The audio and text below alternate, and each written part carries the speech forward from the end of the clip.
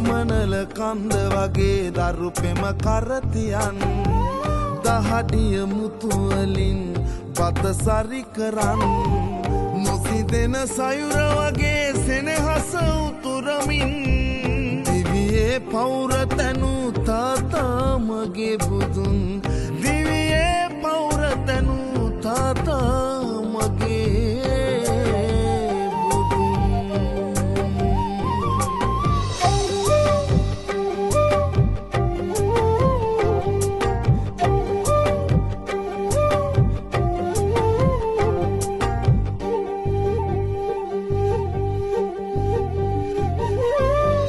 නපුරුත් නුනා තමයි වරදට සැරවෙලා නොසැලෙන ඉන්න වගේ සැඩ පහරේ නොයා